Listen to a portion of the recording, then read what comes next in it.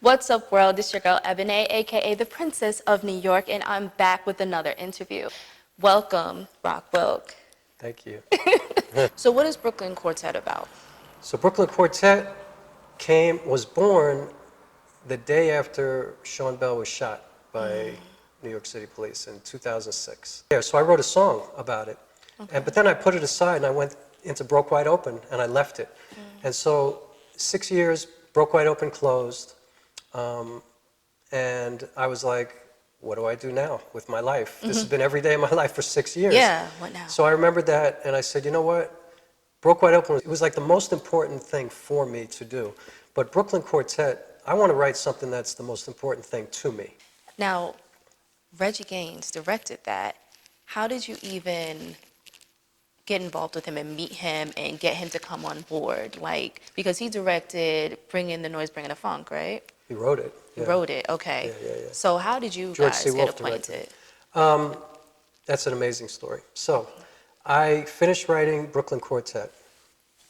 After Broke Wide Open closed, I was really depressed, because I had just spent 6 years doing this thing. So I locked myself in my apartment. I was living in Bed-Stuy at the time, and I just wrote for 3 days. I wrote the whole play in 3 days, like 180 pages. So anyway, I submitted the play to a festival, to this Downtown Urban Arts Festival. At the time, it was called the Downtown Urban Theater Festival, I think. But anyway, I forgot about it. Months went by, and I was at a friend's house one day, this older guy who was kind of like my mentor, and I was just hanging out with him, and my phone keeps ringing, but I don't know the number. Right. And I'm thinking it's like a bill collector or something like that, so I'm not answering the phone. So it just keeps ringing and ringing and ringing, and finally somebody leaves a message. Yeah. So I listen, and I hear Reg E Gaines, and that's it. I'm like, the fuck is Reg E Gaines? Who is that? Oh, so you weren't familiar with him? I didn't even know who he was. Okay. So I call the number, and he goes, Rock Wilk. I said, what's up? Reg E Gaines, I'm assuming, right? He goes, yes. He goes, I read your script. I'm like, how'd you read my script? Yeah. And I started to get paranoid. He goes, whoa, whoa, whoa. He goes, you submitted your script to my festival. I said, oh, okay. So he said to me, listen to me. He goes, I don't know if we're going to be able to accept you. I don't make the final decisions, but I just want to tell you that conventional theater world is going to hate you because they ain't never seen anything like this. Yeah. It's written differently, blah, blah, blah. He goes, but I just want to tell you, reading your script felt like I was listening to John Coltrane's A Love Supreme. Here's the crazy thing. When I wrote Brooklyn Quartet and I locked myself in that room for 3 days, I had A Love Supreme playing constantly for 3 days.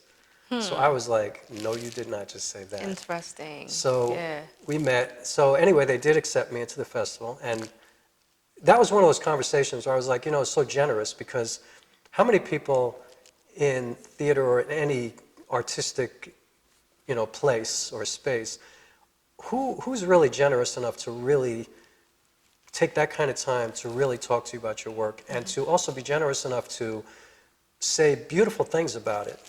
People are so competitive and weird and filled with ego. Like, that's one thing about Reg. He got no ego at all. And he's very free with giving compliments, but he's also very honest with telling you when something's not good. Right. That's important. So, yeah, he's just a really honest guy, and you take it really well because he's just a good, honest... Because it's coming from a good place. He's genuine. It's not malicious. There's no malice Exactly. Yeah, he's not behind trying to hurt you. He's trying to make you better. Right. And also, he's not thinking that he's above you. He's like, we're here together. As he says, we're always starting from brilliant. He goes, if it's not brilliant, I'm not even going to be talking about it, So anyway, I did the festival. And then I said, so I was working with a director who didn't want to direct it because he was not comfortable with the material. So I called Reggie. I was like, would you direct it? And he goes, yes. So I think about that day a lot, and because for me, it's not just entertainment or theater.